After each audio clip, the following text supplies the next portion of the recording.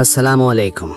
انسانی تاریخ کے سب سے بڑے اور ہولناک واقعے کی داستان جو آج سے ہزاروں سال پہلے پیش آئی، یہ قصہ ہے اللہ کے صبر کرنے والے پیغمبر حضرت نوح علیہ السلام کا، اور اس عظیم الشان طوفان کا جس نے پوری دنیا کا نقشہ بدل دیا۔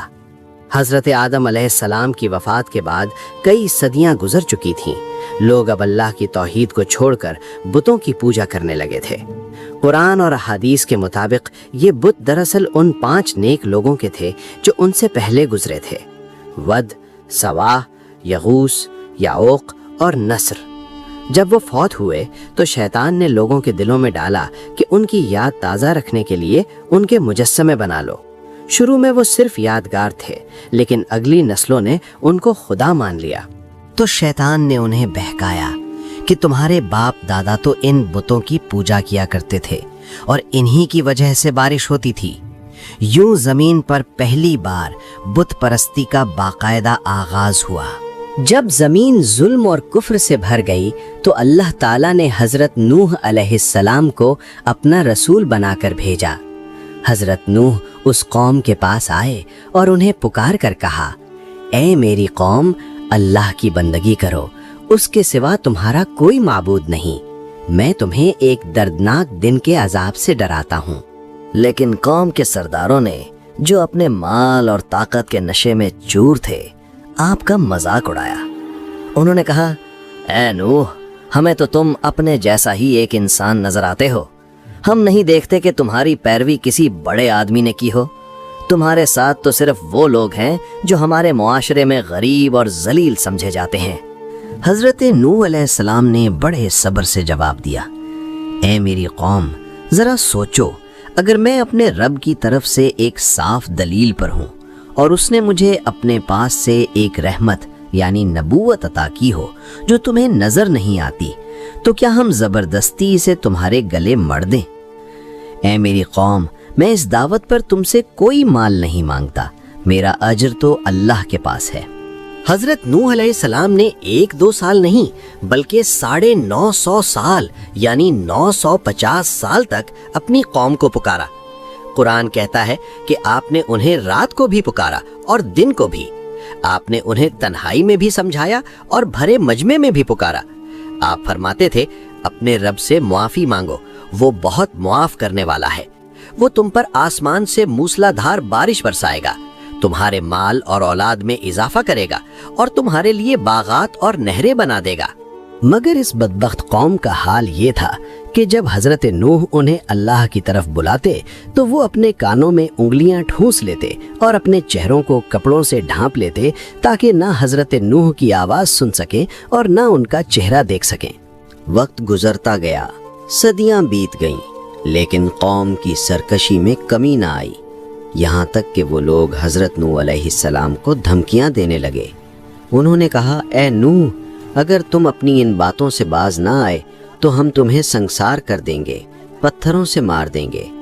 وہ اپنے بچوں کو وصیت کرتے تھے کہ جب تک تم زندہ رہو اس بوڑھے کی بات کبھی نہ سننا، یہ تمہیں تمہارے باپ دادا کے دین سے گمراہ کرنا چاہتا ہے۔ حضرت نوح علیہ السلام نے دیکھا کہ اب ان کے سامنے کوئی راستہ نہیں بچا۔ وہ جب بھی کسی کو سمجھاتے وہ الٹا آپ کا تمسخر اڑاتا۔ جب نوح بالکل مایوس ہو گئے تو انہوں نے اپنے رب کے حضور ہاتھ پھیلا دیے۔ آپ نے عرض کی: اے میرے رب، میں مغلوب ہو گیا ہوں، اب تو ہی ان سے بدلہ لے۔ اے اللہ، زمین پر ان کافروں کا ایک گھر بھی باقی نہ چھوڑ، کیونکہ اگر تو نے انہیں چھوڑ دیا تو یہ تیرے دوسرے بندوں کو بھی گمراہ کریں گے اور ان کی نسل سے بھی صرف گناہگار ہی پیدا ہوں گے۔ اللہ تعالیٰ نے اپنے نبی کی دعا قبول فرمائی اور وحی نازل کی: اے نوح، اب تمہاری قوم میں سے کوئی ایمان نہیں لائے گا سوائے ان کے جو پہلے ہی ایمان لا چکے ہیں، لہٰذا اب ان کے کرتوتوں پر غم نہ کھاؤ اور ہماری نگرانی میں ہماری وحی کے مطابق ایک کشتی تیار کرو۔ اور دیکھو، اب ان ظالموں کے حق میں مجھ سے کوئی سفارش نہ کرنا، کیونکہ اب ان کا غرق ہونا طے ہو چکا ہے۔ حضرت نوح علیہ السلام نے اللہ کے حکم پر ایک ایسی جگہ کشتی بنانا شروع کی جہاں دور دور تک پانی کا کوئی نام و نشان نہیں تھا۔ وہ جنگل سے لکڑیاں کاٹ کر لاتے، تختے تیار کرتے اور انہیں میخوں سے جوڑتے۔ یہ ایک بہت ہی عظیم الشان اور 3 منزلہ کشتی تھی جس کی مثال اس سے پہلے تاریخ میں نہیں ملتی تھی۔ جب حضرت نوح علیہ السلام کشتی بنا رہے تھے تو قوم کے سردار وہاں سے گزرتے اور قہقہے لگاتے تھے۔ وہ کہتے تھے، اے نوح، کل تک تو تم کہتے تھے کہ تم اللہ کے نبی ہو، اب کیا تم نے بڑائی کا کام شروع کر دیا ہے؟ اور یہ لکڑی کا ڈھیر تم اس تپتے ہوئے ریگستان میں کیوں بنا رہے ہو؟ کیا اسے ریت پر چلاؤ گے؟ حضرت نوح علیہ السلام بڑے اطمینان سے جواب دیتے، آج اگر تم ہم پر ہنستے ہو تو ایک وقت ایسا آنے والا ہے جب ہم تم پر ہنسیں گے۔ ان قریب تمہیں پتہ چل جائے گا کہ وہ کون سا عذاب ہے جو تم پر آئے گا اور تمہیں رسوا کر کے رکھ دے گا۔ کشتی مکمل ہو گئی۔ اب اللہ کے حکم کا انتظار تھا۔ اللہ نے نوح کو ایک خاص نشانی بتائی تھی کہ جب تنور سے پانی ابلنے لگے تو سمجھ لینا کہ عذاب کا وقت آ گیا ہے۔ اچانک ایک دن نوح کے گھر کے تنور سے پانی کا چشمہ پھوٹ پڑا۔ آپ سمجھ گئے کہ اب اللہ کا فیصلہ آ چکا ہے۔ اللہ نے حکم دیا، نوح، ہر جاندار کا ایک ایک جوڑا یعنی نر اور مادہ اس کشتی میں سوار کر لو تاکہ زمین پر زندگی کا سلسلہ باقی رہے، اور اپنے گھر والوں اور ان تمام لوگوں کو بھی سوار کر لو جو ایمان لائے ہیں۔ حضرت نوح علیہ السلام نے جانوروں کو اکٹھا کرنا شروع کیا۔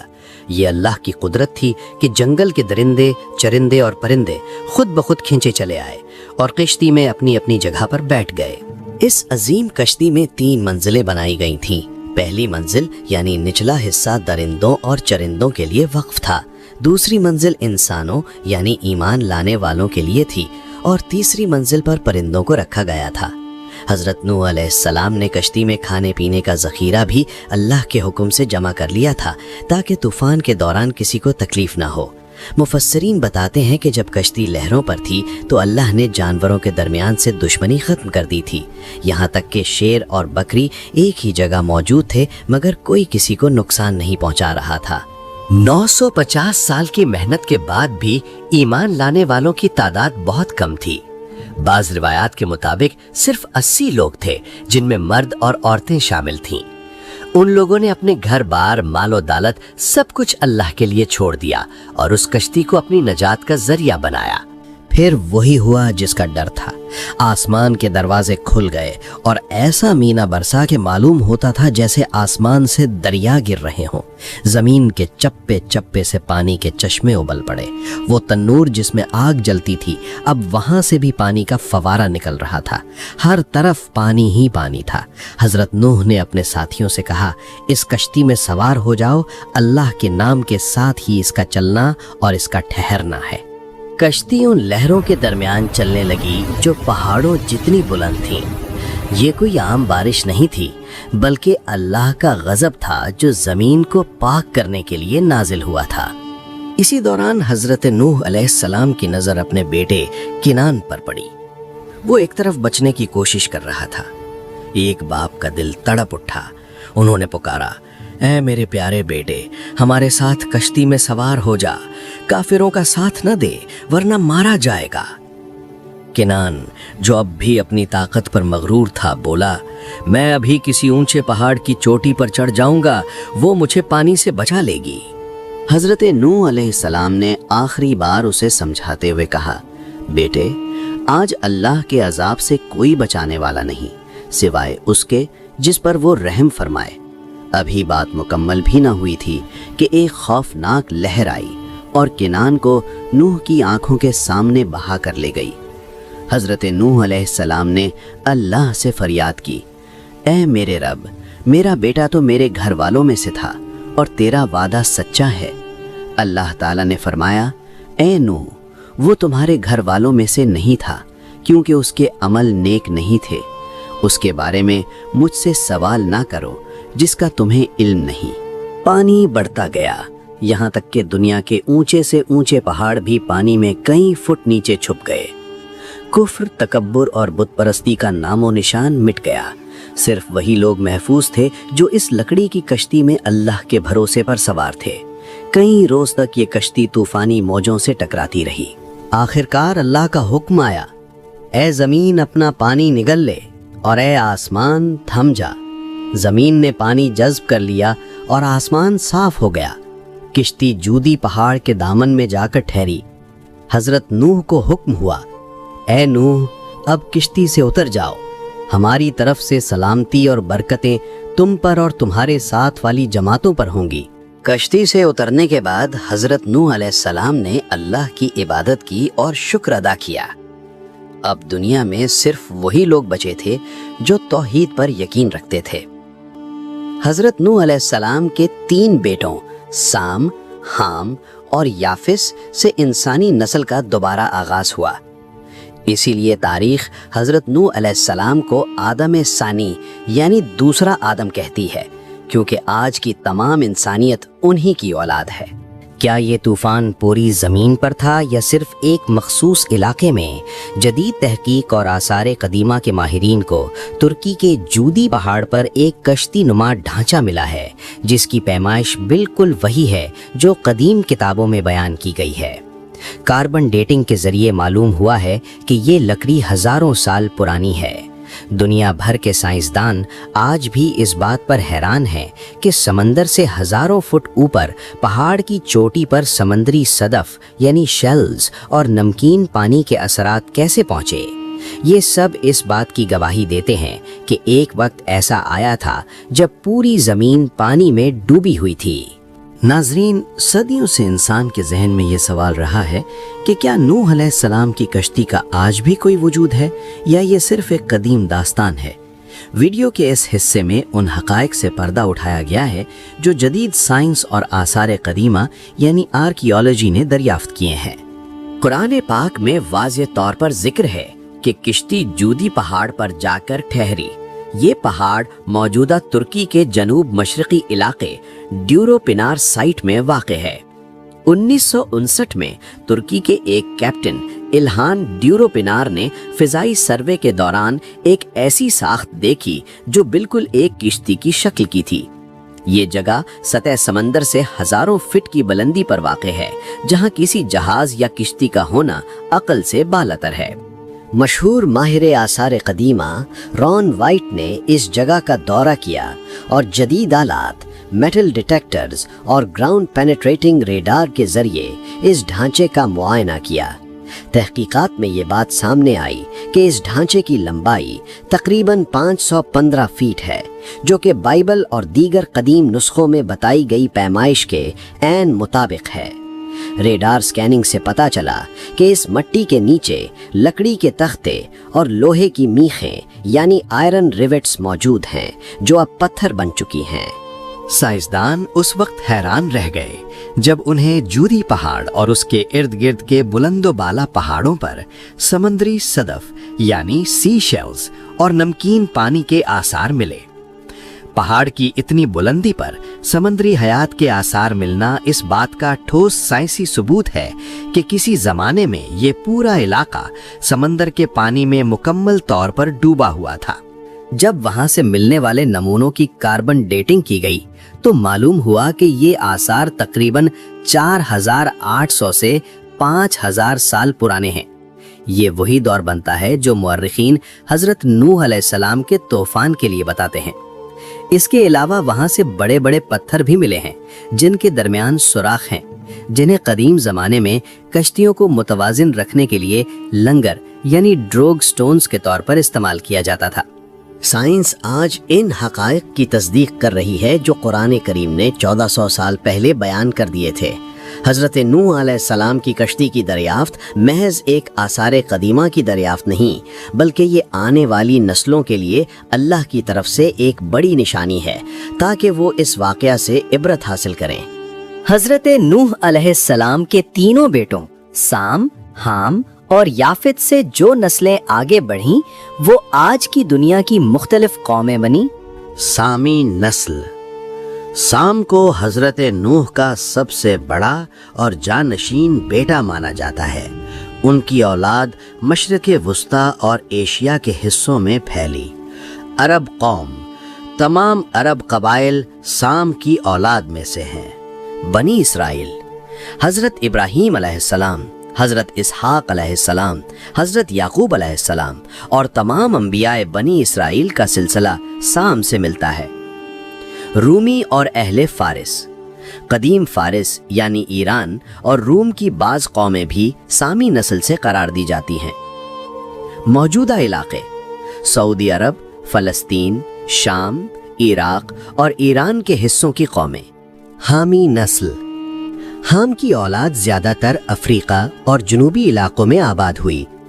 अहले अफ्रीका, हबशी, सुडानी और बर्बर अक़वाम हाम की नस्ल से हैं।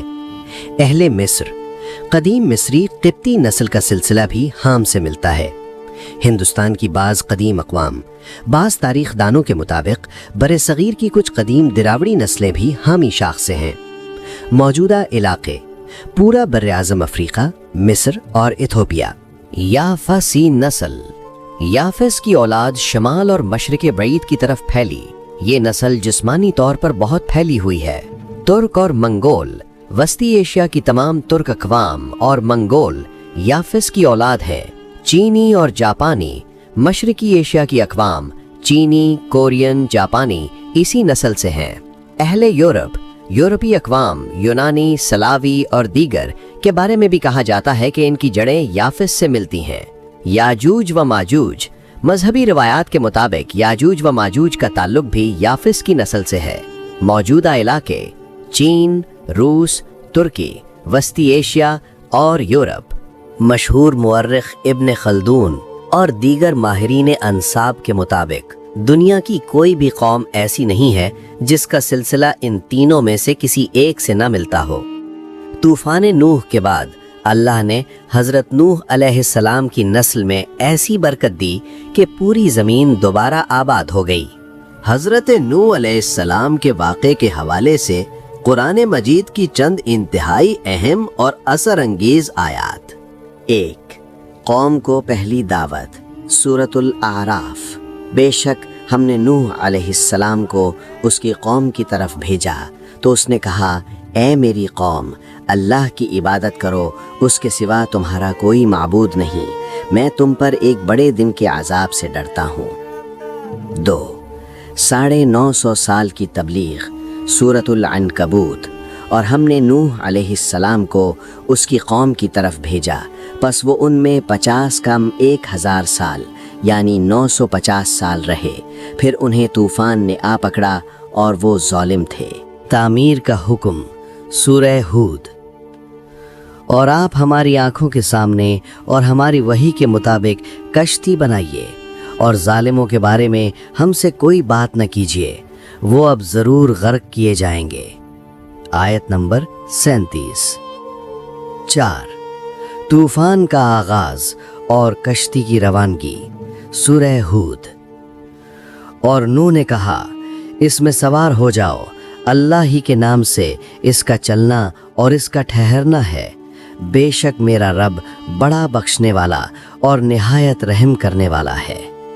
आयत नंबर 41। 5. बेटे का अंजाम और बाप की पुकार, सूरह हूद। नूह अलैहिस्सलाम ने अपने बेटे को पुकारा जो एक अलग जगह पर था। ऐ मेरे बेटे, हमारे साथ सवार हो जा और काफिरों के साथ न रह। उसने कहा, मैं अभी किसी पहाड़ की पनाह ले लूंगा जो मुझे पानी से बचा लेगा। नूह अलैहिस्सलाम ने कहा, आज अल्लाह के अजाब से कोई बचाने वाला नहीं सिवाय उसके जिस पर वो रहम फरमाए। आयात 42-43। 6. तूफान का खातिमा, सूरह हूद।